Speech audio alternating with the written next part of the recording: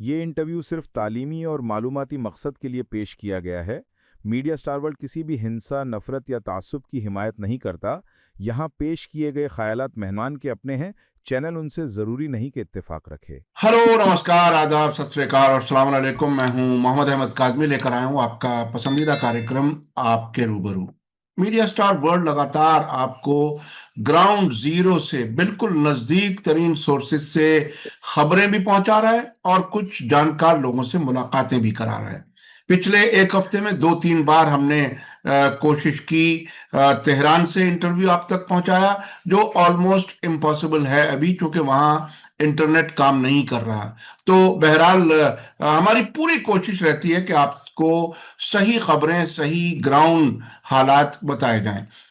इस वक्त अमेरिका की तरफ से जंग की धमकी भी है और जंग नहीं कर रहे ये भी इशारे हैं।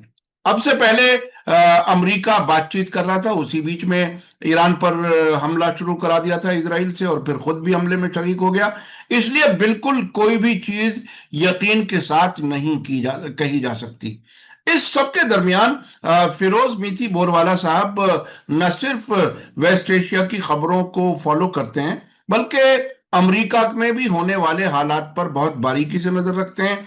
कई बहुत ही अहम जो लोग वहां पर लिखने वाले हैं, बोलने वाले हैं, उनसे डायरेक्ट राब्ते में हैं। बहुत सी चीजें उनके पास बहुत गहराई से मालूमात होती है, आप उनको काफी पसंद करते हैं। फिरोज मीठी बोरवाला साहब मुंबई में रहते हैं और इंडो पैलेस्टाइन सॉलिडरिटी फोरम के फाउंडर, जनरल सेक्रेटरी हैं। और अभी ऐसा भी कुछ है, शायद आज ही के प्रोग्राम में वो बताएंगे कि गाजा के लिए कोई फ्लोटिला भी प्लान हो रहा है, जिसमें वो काफी सरगर्मी से हिस्सा ले रहे हैं। फिरोज मीठी बोरवाला साहब, वेलकम है आपका। मीडिया स्टार वर्ल्ड को आप वक्त दे देते हैं, उसके लिए बहुत बहुत शुक्रिया। क्या कुछ लग रहा है? सबसे पहला जो सवाल हर एक के जहन में घूम रहा है, क्योंकि जंग जब भी होती है दुनिया भर पे उसका असर होता है, और भारत इस इलाके के बिल्कुल नजदीक है। अभी हिंद महासागर से अमेरिका का सबसे ताकतवर, सबसे बड़ा, सबसे खतरनाक यूएसएस अब्राहम लिंकन बेड़ा वहां यहां से गुजरा है, और हम बिल्कुल नजदीक दहाने पर बैठे हुए हैं। क्या कुछ है? क्या जंग होगी? आपको क्या लगता है? जंग होगी। कब होगी का सवाल है। हम्म। एक तो है कि ईरान की तैयारी पूरी है। ईरान टेक्नोलॉजिकली बहुत ही एडवांस है। उसके पास जो लॉन्ग रेंज मिसाइल्स है, वो तो आई थिंक अमेरिका के पास उसका जवाब ही नहीं है, इसराइल के पास भी उसका जवाब नहीं है। और ईरान के पास जो मिसाइल्स है वो चाइना और रशिया से ज़्यादा एडवांस है। तो हम्म। ईरान बहुत ही कॉन्फिडेंट है इसको लेकर। और क्योंकि अभी ईरान ने चाइनीज और रशियन एडवांस जेट फाइटर भी ले लिए है, जो 4.5 और 5 जनरेशन वाले फाइटर्स है, तो ईरान की एरियल कॉम्बैट के लिए भी तैयारी है। और ईरान ने क्लियर कट बोल दिया है, जैसे आपने मुझे कुछ दिन पहले बताया था कि उन्होंने तो टेहरान के स्क्वायर पे एक बड़ा इलेक्ट्रॉनिक टीवी स्क्रीन लगा दिया है कि इब्राहिम लिंकन जब आएगा तो उसको तो हम लोग आराम से उड़ा देंगे।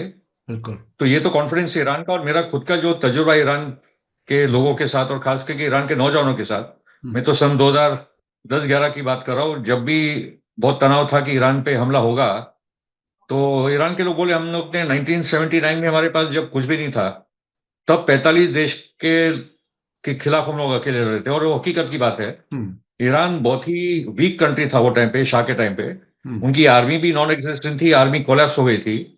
और ईरान के लोगों ने वो संघर्ष करके इराक से जो हमला करवा गया था, और सद्दाम हुसैन को पूरा गल्फ कंट्रीज, अमेरिका और ब्रिटेन, फ्रांस, ये सब कंट्रीज ने लेकर एक बहुत बड़ा वॉर किया था, और ईरान अकेला था दुनिया में। और तब बिल्कुल। भी ईरान था। तो आज तो ईरान बहुत ही ताकतवर है। उसकी वो 80 वाला ईरान और अभी का ईरान में बहुत ही अंतर है, बहुत बहुत एडवांस है। और ऊपर से ईरान के साथ एक पूरा एक सपोर्ट है, एक्सेस ऑफ रेजिस्टेंस का। हम्म। यमन की हूती बहुत ही पावरफुल है। वो एक बहुत बड़ा पॉजिटिव एलिमेंट उभर कर आया पिछले 2014 के बाद, जिसमें उन्होंने देखा कि अमेरिका ने हमला किया, एक महीने के बाद ट्रम्प वहां से भाग गया था। हुतियों से लड़ना कोई निपट नहीं पा रहा है, ना यूएई कर पा रहा है, ना सऊदी, कोई भी नहीं कर पा रहा है। हम्म। तो हुती की जो पूरी सपोर्ट है, उसमें ईरान और हिजबुल्लाह का बड़ा रोल है उनको मदद करने में। उसके साथ हम लोग देख रहे हैं कि इराक में जो नूरल मलिकी अभी जो प्राइम मिनिस्टर बनने वाले हैं, वो बहुत ही क्लियर कट सपोर्टर है एक्सेस ऑफ रेजिस्टेंस के। वो ये टाइम पे वापस आना बहुत इंपॉर्टेंट बात है, क्योंकि अमेरिका और इसराइल का भी प्रेशर था कि कताब, हिजबुल्ला और ये जो हस्टर भी है जिन्होंने आईसिस को हराया था, ये सबको हथियार उनको भी रखते पड़ेंगे, निहत्थे हो जाए सब लोग। अमेरिका के अंदर सेकंड अमेंडमेंट है, आम जनता के लिए आप घर में हथियार रखो।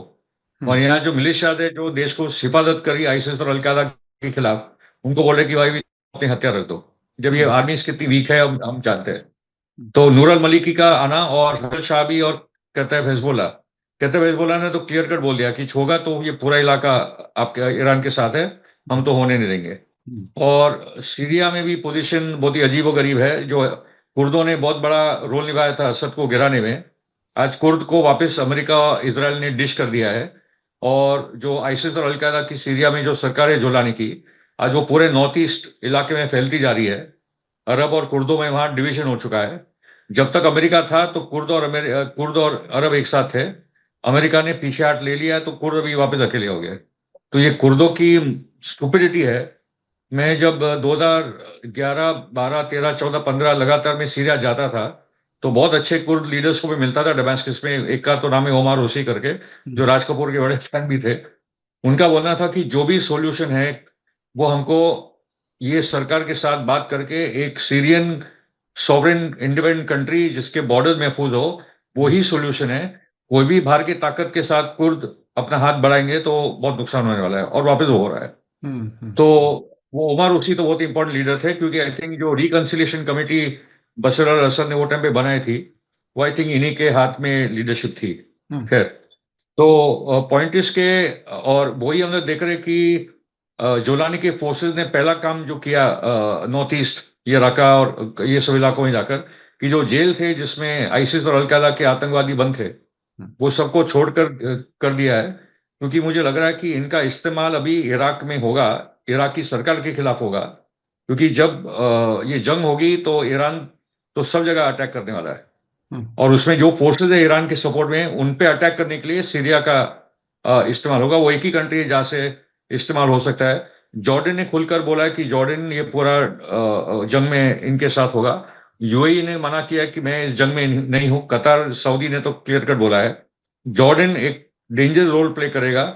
तुर्की का भी इस्तेमाल होगा। तुर्की बहुत बड़ी बातें करता है, मगर इंशलिक करके जो बेस है उसका भी इस्तेमाल होगा आई थिंक ईरान के खिलाफ। तो परिस्थिति अभी यह है, ईरान तैयार है।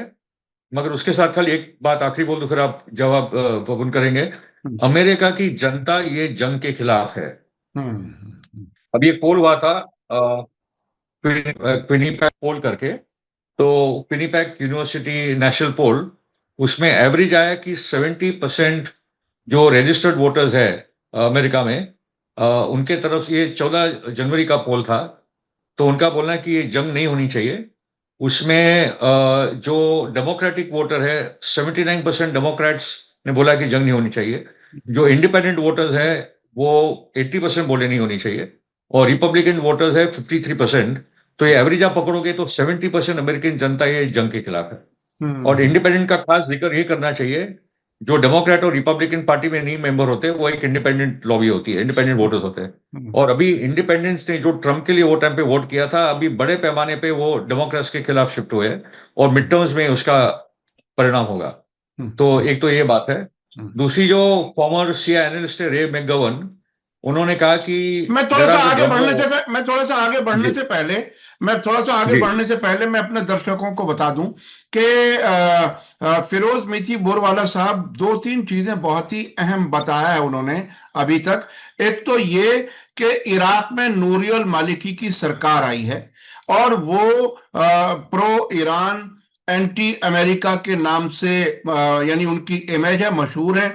जब उन्हें, अब से पहले वो प्राइम मिनिस्टर थे, 2014 में उनको हटाया गया था, उन पर इल्जाम यही था, या उन पर दबाव इसी वजह से था कि उस वक्त अमेरिकी फौजों को इन्होंने मुल्क से बाहर निकाला था, ये कहते हुए कि वहां की पार्लियामेंट जो है वो अमेरिका को वहां वेलकम नहीं करती। तो उसके बाद इतना प्रेशर बनाया गया कि आयतुल्लाह सिस्तानी को भी कहना पड़ा कि अभी आप इस्तीफा दे दें और हट जाएं। तो ये इराक में जो इमीडिएट बॉर्डर के साथ में है, उसके अलावा एक्सिस ऑफ रेजिस्टेंस में सब तरफ से बयान आ गए। कल हिजबुल्लाह की तरफ से, पहले कताइब हिजबुल्लाह की तरफ से, हुती अंसारुल्लाह की तरफ से, तो वो सब ईरान के साथ हैं। उसके अलावा जो खिलाफ हैं जंग के, वो इजराइल खुद अभी कहता है कि अभी हमला मत करो ईरान के खिलाफ। अरब कहते हैं अभी ईरान के खिलाफ हमला मत करो, हमारी जान मुश्किल में आ जाएगी। अमेरिकन खुद 70% कहते हैं जंग ना करो। तो फिर ये ट्रंप फिर ये ड्रामा क्या कर रहे हैं? नतीजा क्या निकलेगा इससे? ट्रम्प क्राइसिस में है, हम लोग जानते हैं। एप्स्टीन फाइल का बहुत बड़ा क्राइसिस है, और उसके साथ उसको यूरोप के साथ, कनाडा के साथ, पूरी दुनिया के साथ वो टैरिफ पे टैरिफ जो कर रहा है, उससे इतना नुकसान पहुंचा अमेरिका को कि पूरा का पूरा अमेरिका मतलब समझ नहीं पा रहा कि ये प्रेसिडेंट का करे तो क्या करे। मगर एप्स्टीन फाइल सबसे ज्यादा खतरा है, और मैंने बार बार बोला है कि नेतन्याहू ट्रम्प के अंगूठे के नीचे है। जेफरी सैक्स जो दुनिया के नंबर 1 इकोनॉमिस्ट और जियोस्ट्रेटिक एक्सपर्ट है, मैं तो मानता हूं वो बहुत ही कमाल के इंसान है। जेफरी सैक्स ने कहा कि ट्रम्प को नेतन्याहू से डर है कि वो असैसिनेट ना हो जाए। तो हम लोग ये समझ ले कि ये पूरा वॉर तो ट्रम्प और ये ये जूइश ज़ायनिस्ट लॉबी का ही पूरा रोल है इसमें। ट्रम्प तो ये तो कोई खास औकात है नहीं, करने वाले तो और कुछ लोग हैं। मगर इसमें ये बात है, यानी जेफरी सैक्स ये कह रहे हैं कि नेतन्याहू ट्रंप का कत्ल करा सकते हैं, और उनसे अपने ही कत्ल के लिए एग्जीक्यूटिव ऑर्डर पर साइन ले लिए गए हैं कि अगर मैं मारा जाऊं तो ईरान को तबाह कर देना। तो ये पूरा फॉर्मूला एक तैयार है। जी जी। तो अभी सवाल है कि ये जंग, देखो पब्लिक ओपिनियन बहुत स्ट्रांगली एंटी वॉर है अमेरिका में। काफी प्रोटेस्ट हो रहे हैं, और कल वापस या 2 दिन पहले जो एलेक्स पेट्री का जो खून हुआ है, आइस एजेंट्स ने जो खून किया है सड़क पे वापस, उससे बहुत भयंकर मामला बना है ट्रम्प के खिलाफ और आइस के खिलाफ। ये जो पूरा इमिग्रेशन की जो ये गेस्टापो नाजी पुलिस किस्म का है, जिन्होंने अभी तक 7 लोगों को तो जनवरी में मार डाला। ये खाली 2 लोग, हम लोग रेनीगुड की बात करते हैं, मगर अभी तक 7 लोग मर चुके हैं इनके हाथों। और बोला जा रहा है कि ये साल में तो 100 लोग ऐसे ही मर जाएंगे अगर ऐसे ही सब चलता रहा तो एक तो ट्रम्प के खिलाफ वो बड़ा माहौल है, एंटी ईरान माहौल, एंटी ईरान वॉर का भी माहौल है, और उसमें आई थिंक इंपॉर्टेंट लोग हैं जिन्होंने कुछ बातें बोल दी है। एक तो है कि जो फॉर्मर सीआईए एनालिस्ट है रेमन, उन्होंने कहा है कि हम लोग ये पहले पिक्चर देख चुके हैं, we seen this movie before, threat, intelligence manipulation, media compliance, मगर ये डिजास्टर होगा। ये पहले हम लोग इराक में ये सब देख चुके हैं। इंटरेस्टिंगली जो वाइस प्रेसिडेंट जेडी वैंस है, इन्होंने ये जंग का पहले विरोध किया था, ये 2024 की बात है। Our interest very much is not going into war with Iran, JD Vance ने क्लियर बोल दिया था। ये बहुत बड़ा डिस्ट्रैक्शन ऑफ रिसोर्सेज होगा, हमारे देश के लिए बहुत महंगा साबित होगा। और उससे इंपॉर्टेंट ये बात है कि जो टकर कार्लसन है, जो नंबर 1 कंजर्वेटिव वॉइस है, उन्होंने कहा कि अमेरिका को कोई भी लेवल पे ये वॉर में पार्टिसिपेट नहीं करना चाहिए, ना फंडिंग, ना हमारे हथियार, ना हमारे ट्रूप्स। इजराइल को जंग करनी तो वो करे, उसका अधिकार है, बट अमेरिका को कोई बैकिंग नहीं होना चाहिए। ये टकर कार्लसन का, पर टकर कार्लसन ने तो यहां तक बोल दिया कि ईरान के पास अगर न्यूक्लियर वेपन्स आ जाता तो एक डिटरेंस हो जाता, ये जंग मंग नहीं होती। टकर कार्लसन जो एक टाइम पे एक एंटी मुस्लिम, एंटी एकदम इस्लामोफोबिक एजेंडा पे वो भी था, जो पूरा डॉक्ट्रिनेशन हुआ है पोस्ट 9/11। टकर कार्लसन भी ये बोल रहा है कि क्रिश्चियंस और मुस्लिम्स को लगातार लड़ाया गया है, हमें मुसलमानों से कोई खतरा नहीं है। खतरा ना कोई मुस्लिम वर्ल्ड ना अरब देशों से है, खतरा तो और कहीं से है। ये टकर कार्लसन क्लियरली बोल रहा है। और उसमें जो सेनेटर टेड क्रूज है, जो इजराइल फर्स्ट है, उसने कहा कि ये जो Vance, JD Vance vice president और टकर कार्लसन का जो एक्सेस है, वो हमारे लिए खतरनाक है। तो इंटरनली बहुत बड़ी फाइट हो रही है अमेरिका में, जायनिस्ट लॉबी और anti Zionist lobby, Jewish lobby और एंटी जूइश लॉबी को लेकर। यहां तक कि जेडी वैंस ने जो national security adviser Mike Waltz थे उसको हटा दिया था, और अपना एक एंड्रू बेकर को लिया है जो उन्हीं की टीम का था, जेडी वैंस का, मगर वो कुछ एंटी वॉर पोजिशन लेने वाला है। और फिलिप जेराल्डी जो एक कंसिस्टेंट फॉर्मर सीआईए के है, वो Israel has a long history of pushing the United States into wars that serve Israeli interests, not American interests. ये क्लियर कट फिलिप जेराल्डी बोल रहा है। इजराइल का एक इतिहास है, अमेरिका बार बार जंग में झोंक देता है, उससे इजराइल के इंटरेस्ट से होते, अमेरिका का कोई इंटरेस्ट से नहीं होता। और general Douglas McGregor retired general जो है, उन्होंने दिसंबर 28 को ये बात बोली थी, ये 2025 में, जब ये पूरा हंगामा ईरान में शुरू हो रहा था। और war with Iran would war Iraq, Iraq तो कुछ भी नहीं था, उससे बहुत बड़ी चीज हो जाएगी, और ये अमेरिका और ये पूरे रीजन के लिए कैटास्ट्रोफ होगा। तो बड़े बड़े वॉइसेस है अमेरिका के अंदर ये जंग के खिलाफ, मगर सड़क पे भी लोग हैं। इसलिए मेरा बोलना है कि ये जंग करने के लिए दो ही तरीके हैं। नेतन्याहू को कोई ना कोई बड़ा आतंकवादी हमला अमेरिका के अंदर करना पड़ेगा, या फाइनली ट्रंप की बलि चढ़ाई जाएगी, क्योंकि ईरान पे हमला करना और अमेरिका का जनता को कन्विंस करना और मिड टर्म इलेक्शन भी जीतना, ये बहुत मुश्किल काम है। तो कुछ तो नेतन्याहू को करना होगा जी।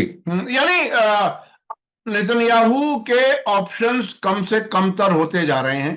अब वो उतना आसान नहीं रहा अमेरिका को जंग में घसीटना, चूंकि वहां आवाजें बहुत खिलाफ उठ रही हैं। अब फिरोज साहब का कहना यह है कि दो ही रास्ते हैं अब नेतन्याहू के पास, या तो ट्रंप को कुर्बान कर देना, यानी ट्रंप को कत्ल कर देना, उन पर हमला हो जाए, जो उसके नतीजे में ईरान के खिलाफ जंग शुरू हो, या कोई बड़ा आतंकी हमला हो, उसमें भी ईरान का नाम ले दिया जाए ताकि ईरान के खिलाफ जंग शुरू हो जाए। लेकिन साहब ये बात तो ठीक है, मुहावरा था बहुत ही देसी किस्म का मुहावरा गांव में, घर में नहीं है दाने, अम्मा चली बुढ़ाने।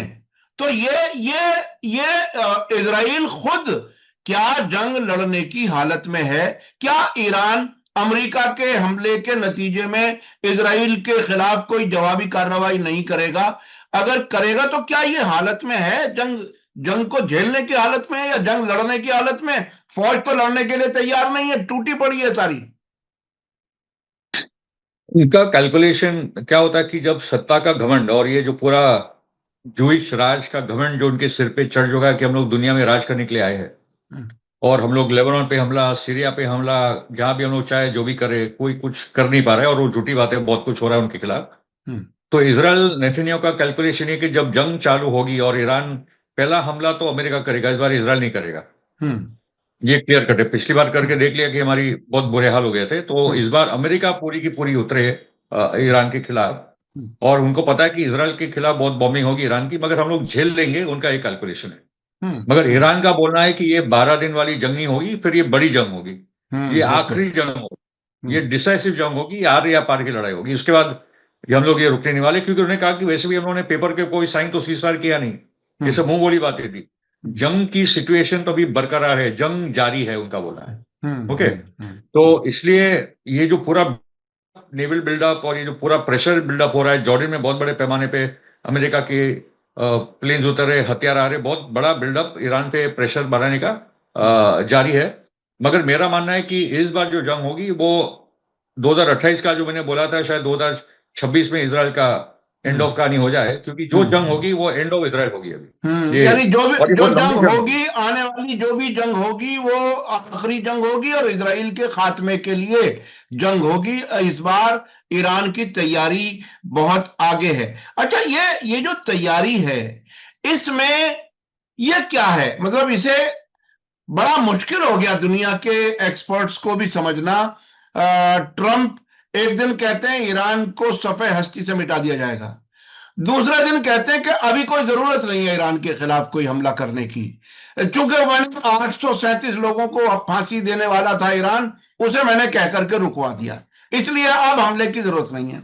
लेकिन फिर भी हम सारे फौजी पूरा साजो सामान हम भेज रहे हैं, देखते हैं क्या होगा। ये कौन सा दिमाग है? ये देखिए, जो मैं समझ पा रहा हूं, ट्रंप को एक लॉबी आकर के कुछ समझाती है, उस तरह से बोलता है वो, फिर दूसरी लॉबी आके समझाती है, वो उस तरह से बोलता है। तो क्या ये बिल्कुल रिमोट कंट्रोल से ही चल रहा है, और दो लोगों के हाथ में रिमोट कंट्रोल है? क्या है? बात सही है, एक है नेतन्याहू का वॉर करो, दूसरा है अमेरिका के पॉलिटिकल फोर्सेस जो भी है, democratic party, Republican party, Trump के इर्द गिर्द भी रिपब्लिकन लीडर्स हैं जो नहीं चाहते कि वॉर हो। ये दोनों के कश्मकश में वो फंसा है। इसलिए ये रोड ब्लॉक कैसे टूटेगा वो देखना है कि एक्चुअली किस दिशा में बातें जाती है। मगर मेरा मानना है कि नेतन्याहू फाइनली कोई ना कोई मोसाड के हाथों से कोई ना कोई बड़ा हादसा करवाया जाएगा हम्म और अमेरिका को ये जंग में झोंका जाएगा, मेरा मानना है कि क्योंकि उसी दिशा में, क्योंकि नेतन्याहू के पास ज्यादा ऑप्शन है नहीं। अक्टूबर में चुनाव है, इसलिए कुछ लोग मुझे बोल रहे हैं कि भाई हमको दिख रहा है कि जंग अभी होगी। मैंने बोला मुझे लग रहा है कि जंग लेटर होगी, साल में। संभव तो कुछ भी हो, कल भी हो सकती है, एक हफ्ते के बाद, 3 महीने के बाद। Nobody really knows what's going on. एक अंदाजा ये है, आज ही हमारी एक एक्सपर्ट से बात हुई, वो ये कह रहे हैं कि अभी जंग नहीं होगी, शायद मार्च एंड में होगी। मार्च एंड क्या है? 21 मार्च को नया साल शुरू होता है ईरान का, फारसी कैलेंडर का। उस जमाने में कुछ लोग छुट्टियों उट्टियों पे चले जाते हैं। क्या हो सकता है उस वक्त जंग शुरू कराई जाए ईरान के खिलाफ? मैं उस पर थोड़ा सा कन्विंस नहीं हूं कि ईरान के क्या जिम्मेदार लोग, जो वाकई जिम्मेदार हैं, जो जंग को संभालने वाले हैं, वो छुट्टी मनाने तो नहीं जाएंगे। तो क्या क्या कुछ लगता है, क्या लगता है? कोई छुट्टी वुट्टी जाने वाला नहीं है। ईरान अभी एकदम वॉर मोड में आ चुका है, और इनफैक्ट जो लगातार ईरान पे हमले और रेजिम चेंज के करवाए जा रहे, इंदर से ईरान और मजबूत हो गया है। ईरान की नेशनल यूनिटी और भी मजबूत हो गई है। और एक फनी बात बता दूं कि ये जो बताया जा रहा था कि कुछ यहूदियों को मारा गया ईरान में, तो एक यहूदी लड़की का फोटो आ गया टीवी पे इजराइल में। वो बोली भाई मैं तो जिंदा हूं, मुझे क्या मरवा डाला था। ओके। और आप नोट कीजिए कि ईरान के अंदर 100 सिनेगॉग है, 30 तेहरान में है। एक भी सिनेगॉग में किसी ने हमला नहीं किया। यहाँ 250 मस्जिदों पे आग लगाई गई और पता नहीं क्या क्या और हुआ, मगर एक भी सिनेगॉग पे हमला नहीं हुआ, ना एक चर्च पे हमला हुआ। ये ईरान का सिविलाइजेशन कल्चर। बिल्कुल बिल्कुल बिल्कुल। हाँ, तो यहूदी एकदम महफूज है, ईसा एकदम महफूज है। ओरिजिनल जो कल्चर है, ये जो 2000 साल पुराना यहूदियों का वहां का इतिहास, या 3000 साल पुराना जो भी है, और क्रिश्चियंस का जो इतिहास है, वो एकदम महफूज है और बहुत ही रिच कल्चर है ये पूरा ईरान का। ओके। तो इसलिए मेरा बोलना है कि ये डिफिकल्ट प्रिडिक्ट करना है कि कब होगा, मगर चीजें उस दिशा में जारी है। और ईरान के लोग, ईरान की आर्मी, ईरान की सरकार एकदम तैयार है। But they will not fire the first shot. I am quite sure कि वो लोग पहला बंदूक नहीं चलाएंगे।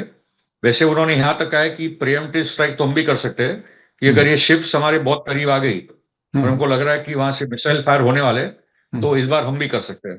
तो ईरान शुरू नहीं करेगा, लेकिन हो सकता है कि वो अपनी सेल्फ डिफेंस में प्रिएम्प्टिव करे। अच्छा, एक खबर और आ रही है साहब। ईरान ने यह कहा है कि ये जो अभी प्रोटेस्ट को दंगों में बदला गया, इतने लोगों का कत्ल हुआ, इतने हमले हुए, पब्लिक प्राइवेट प्रॉपर्टीज को तबाह किया गया, इतने हजारों लोग मारे गए, कई हजार लोग, तकरीबन 3000 कुछ की तादाद तो ईरान ने खुद बताई है। तो इस दौरान 10 मुल्कों की खुफिया एजेंसियां एक हेडक्वार्टर बना करके काम कर रही थी ईरान में गड़बड़ी फैलाने के लिए। ये 10 मुल्क कौन कौन से हो सकते हैं? अभी तक तो मोसाद और सीआईए का ही नाम सुन रहे थे, अमेरिका और इजराइल का। और कौन कौन मुल्क हो सकते हैं जो खुफिया मदद दे रहे हो? ईरान ने भी टेक्टफुली अभी नाम नहीं लिया। आपका अंदाज क्या है? यूएई तो डिफरेंट है, यूनाइटेड अरब एमिरेट्स डिफरेंट है। तुर्की पे भी मुझे भरोसा है नहीं, क्योंकि आज तुर्की का एक डेंजरस बयान आया है जो उसने सीरिया के टाइम पे दिया था, कि वो एक बफर जोन बना देगा। बफर जोन का मतलब है कि तुर्की की आर्मी ईरान के बॉर्डर में आएगी, खास करके वो तुर्किश इलाकों में, जो अजरबैजान वाला इलाका है या जो बॉर्डर इलाका है। क्योंकि तुर्की तो चाहता है कि ईरान के अंदर आएगी तुर्की की फौज, आप ये कह रहे हैं? या इराक में या सीरिया में? नहीं, ईरान बफर जोन ईरान के साथ बनाएगी। हाँ, तो लेकिन ईरान अपनी जमीन पर तो किसी को बफर जोन नहीं बनाने देगा। वो कैसे? वो तो उनका बोलना है कि वॉर के दौरान अगर ईरान हार गई, या बहुत ही कमजोर हो गई, तो ईरान से लोग भागना शुरू करेंगे अलग अलग देशों में, जैसे सीरिया में हुआ था। तो फिर से तुर्की को अपनी सिक्योरिटी के लिए एक बफर जोन बनाना होगा, और तुर्की ने सीरिया के अंदर एक बफर जोन बनाया था जी। 30 किलोमीटर चौड़ा था वो। काफी बड़ी, हजारों किलोमीटर उन्होंने कब्जा कर लिया था जी। एग्जैक्टली। तो तुर्की को अगर लगता है कि ईरान सीरिया जैसा है तो वो भी, मगर क्या है कि तुर्की का एक एजेंडा है पैन तुर्किक अलायंस का। हम्म पूरा तुर्की से लेकर ये जो अजर इलाके है, अजरबैजान, सेंट्रल एशियन कंट्रीज, ये एक एक पैन तुर्किक अलायंस वो बनाते जा रहा है। मगर हम्म ईरान का राष्ट्रवाद बहुत स्ट्रांग है, वो हो नहीं पा रहा है। इनसे वो तो वैसे आयतोल्ला खामेनेई भी एक अजरी है, ओके, हम्म वो पर्शियन तो है नहीं।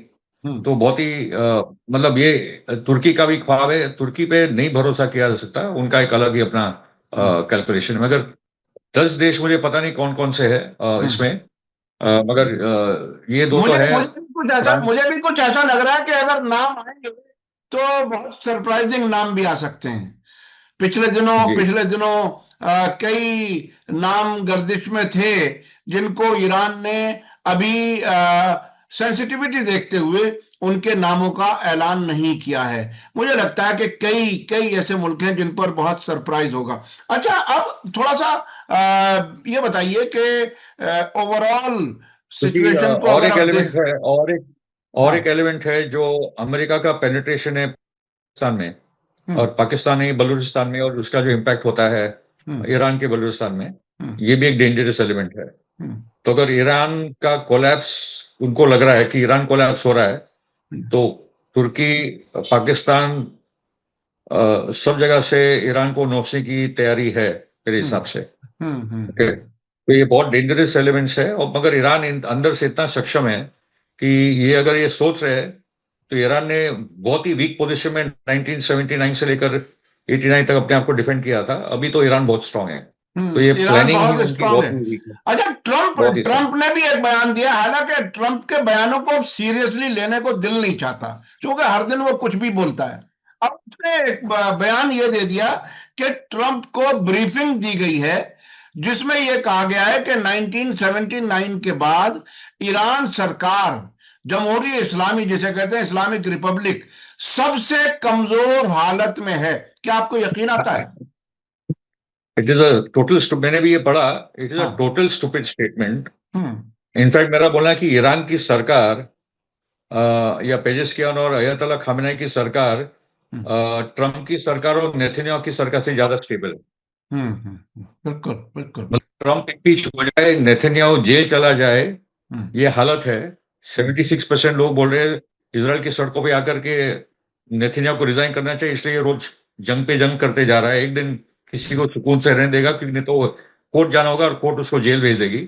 हम्म और ट्रम्प को लेकर जो आइस के प्रोटेस्ट, एंटी आइस जो प्रोटेस्ट चल रहे पूरे अमेरिका में, हम्म पहली बार ट्रम्प को पीछे हटना पड़ा। वहां जो एक अफसर था जो आइस को देख रहा था मिनेसोटा में, उसको तबादला उसका कर दिया। तो हम्म ये प्रोसेस है, और मेरा मानना है कि जो सड़कों पे लोग आ रहे हैं ईरान में, हम्म उससे पता चलता है कि कितनी मजबूत ईरान की यूनिटी है, कि वो उनकी सरकार और मिलिट्री के साथ खड़े हैं।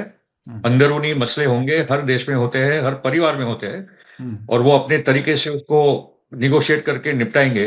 हम्म मगर इतना मजबूत ईरान, और ये 11 फरवरी को जो उनकी इस्लामिक रेवोल्यूशन की तारीख आएगी, हम्म तब और भी दिखेगा कि कितने millions and millions and millions people सड़कों पे आने वाले हैं।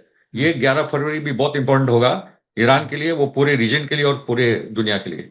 तो मेरा अच्छा। मानना है कि पहले से हाँ। ज्यादा ताकतवर, पहले से मतलब जो 11 दिन की जंग हुई, 12 दिन की जंग हुई थी 2024 में, तब 25 भी में, जो लोग सड़कों पे, हाँ, हाँ, 2025 में। तब भी 25 में, सॉरी, हाँ। तब भी लोग चौंक गए थे, दुनिया चौंक गई थी। और कुछ लोग तो ईरान में भी चौंक गए थे कि उनको इतने बड़े पैमाने पे नौजवान सड़कों पे आ गए, क्योंकि वो समझते हैं हम्म कि भाई ईरान की यूनिटी अपनी जगह पे है, और ये जो अमेरिका इजराइल के प्लान है, वो वो दूसरे प्लान है। हमको हम्म उसमें वो ट्रैप पे आना नहीं। ऑफकोर्स हम्म शाह वाले जो लोग हैं वो सब इसमें लगे, मगर शाह अपने अपने एक जोकर है, हम्म जो बोलेगा कि मेरे देश पे हमला करो ताकि मैं जाके राज कर सकूं। ठीक है। हम्म। तो ईरान अंदर से बहुत ही मजबूत है, लोग एक साथ हैं, सरकार मिलिट्री एक साथ है। जी। ये एक साथ हैं, बहुत ही मजबूत हैं। अच्छा, मैं अब थोड़ा चलना चाहता हूं भारत की विदेश नीति पर। भारत ने इजराइल को पूरे 2 साल की इस जंग के दौरान हथियार दिए, हैदराबाद से और कहां कहां से जो अडानी और इजराइल की कंपनियों के बीच बना हुआ प्रोडक्शन, बाकायदा एमनीशन, हथियार सब जाते रहे। अब ईरान के खिलाफ जो ह्यूमन राइट्स वाला वो आ रहा था, उसमें उसके खिलाफ वोट दिया, यानी ईरान के हक में वोट दिया है भारत ने। अब आपको आगे क्या लगता है, कोई तब्दीली आ रही है या ये वन ऑफ वन ऑन वाला मामला है?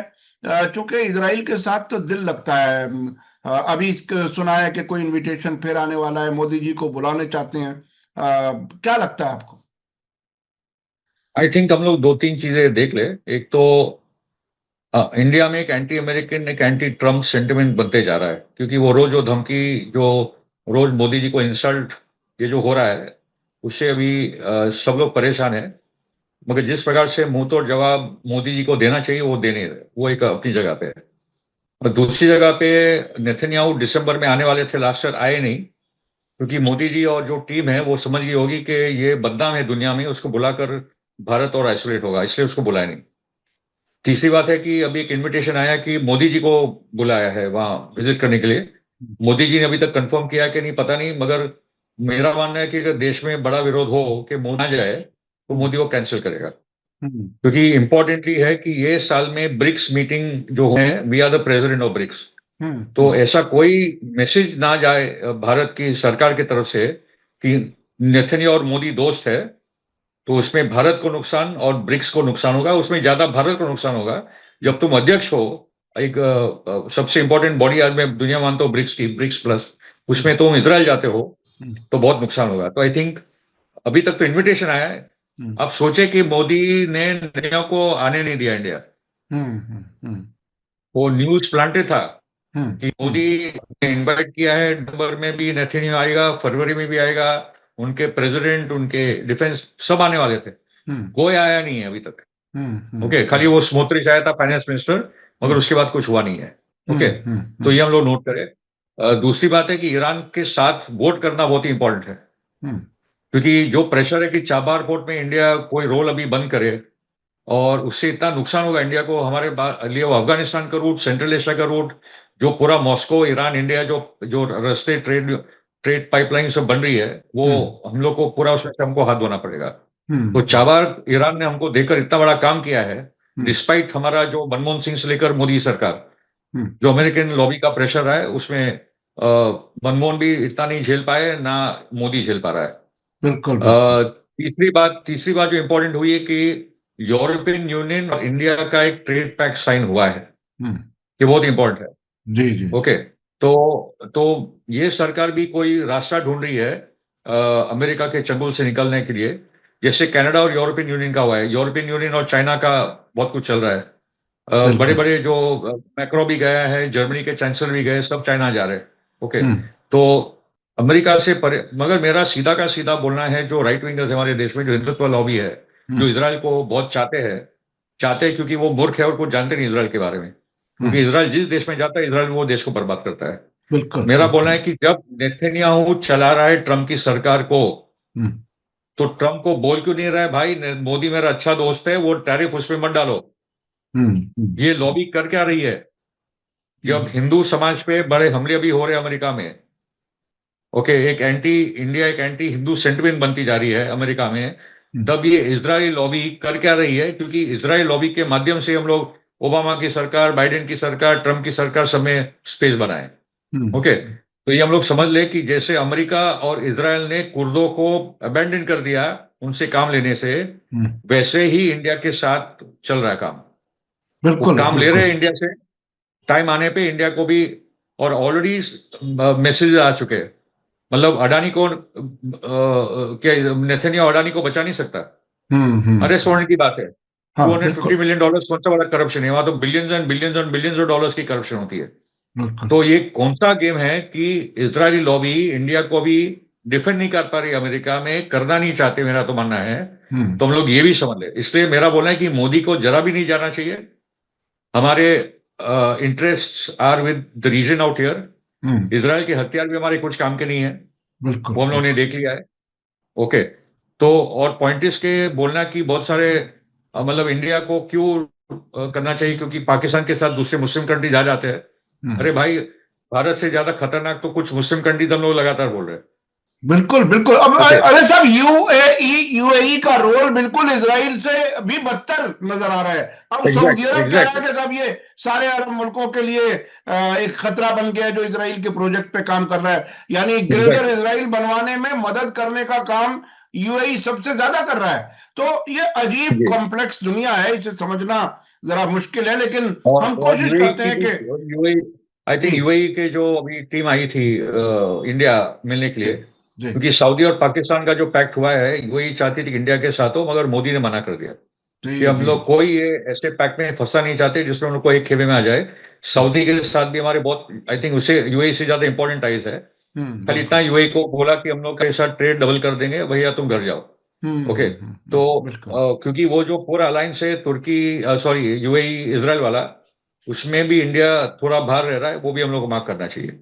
और शायद ये भी एक कोशिश थी, ऐसा कुछ रिपोर्ट्स में आया कि शायद वो गाजा पीस बोर्ड में शामिल करने के लिए भारत के पर कोई दबाव डालने भी आए थे। क्या कुछ है, बहरहाल आने वाले वक्त में और चीजें सामने आएंगी। हमारे पास वक्त खत्म हो रहा है। बहुत ही अहम बातें हुई, खास तौर पर फिरोज साहब का कहना यह है कि या तो नेतन्याहू ट्रंप को कत्ल कराने का काम करेंगे या वहां आतंकी हमला कराएंगे ईरान पर हमला कराने के लिए, क्योंकि अमेरिका में कोई सपोर्ट नहीं कर रहा ईरान के खिलाफ हमले के लिए। बहुत बहुत शुक्रिया। मैं अपने दर्शकों से, नाजरीन से कहूंगा कि आज का वीडियो आपको कैसा लगा कमेंट्स में जरूर लिखें और ज्यादा से ज्यादा लोगों तक शेयर करें। इसी के साथ मुझे दीजिए इजाजत। धन्यवाद, शुक्रिया। जय भारत, जय हिंद। हमारे चैनल मीडिया स्टार वर्ल्ड को सब्सक्राइब कीजिए और बेल आइकॉन दबाइए ताकि हमारी हर नई वीडियो का नोटिफिकेशन आपको सीधे मिलता रहे। अगर आपको हमारी खबरें पसंद आती हैं तो उन्हें अपने व्हाट्सएप, इंस्टाग्राम, फेसबुक और ट्विटर अकाउंट्स पर शेयर करना ना भूलिए ताकि और लोग भी हकीकत से वाकिफ हो सकें।